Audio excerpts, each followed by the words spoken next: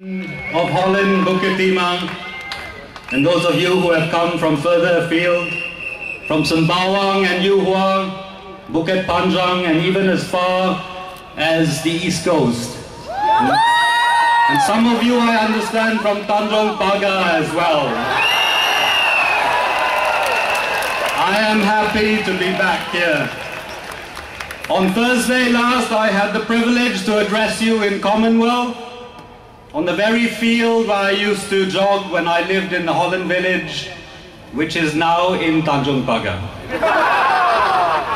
And then in the last 2 days, I went to Woodlands and Jurong to meet the communities there and to talk with them.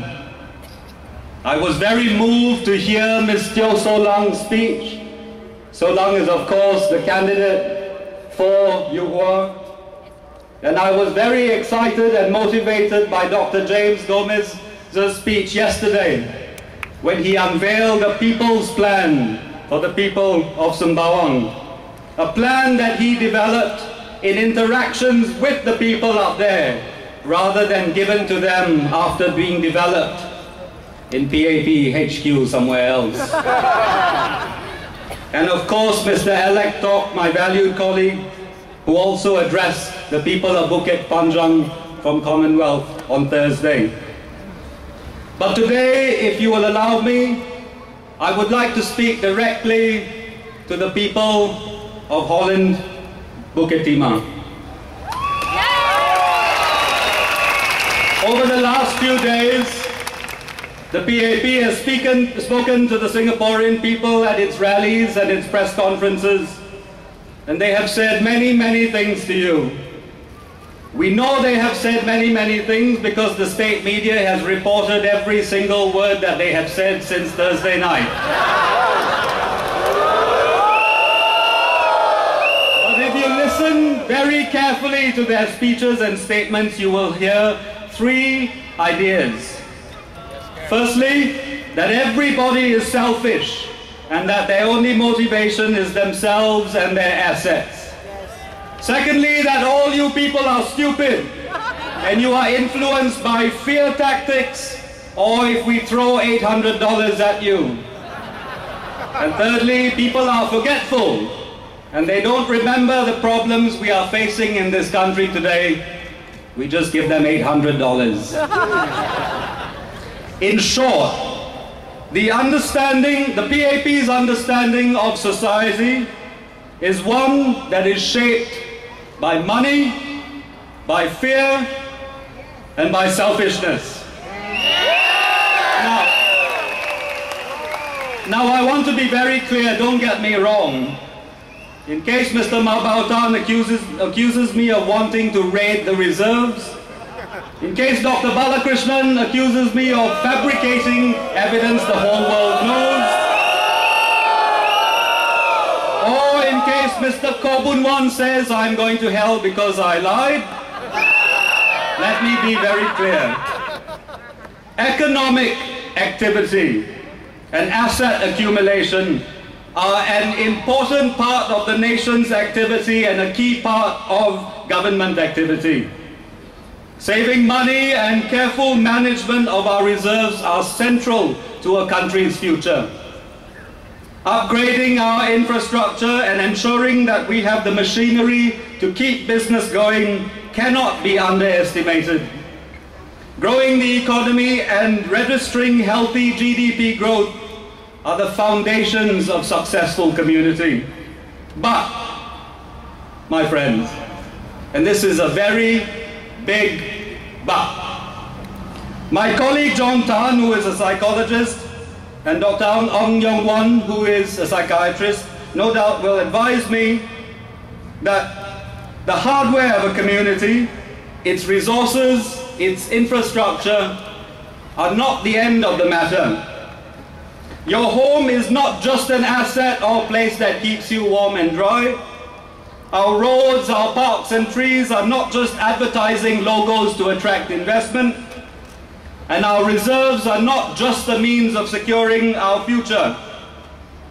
Our social arrangements are not there just to keep the country stable so that we have industrial and civil peace.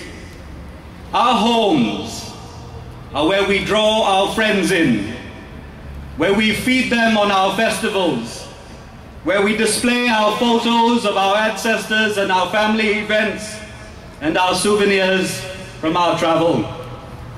Our homes are where we create who we are and from where we go out into the world as children and as adults to be with our neighbors.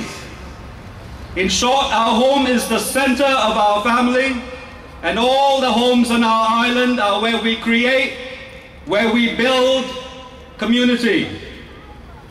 It is when I know my neighbor, when I share my culture, my traditions, my hopes and dreams with them, when I say, without having to speak, this is my land.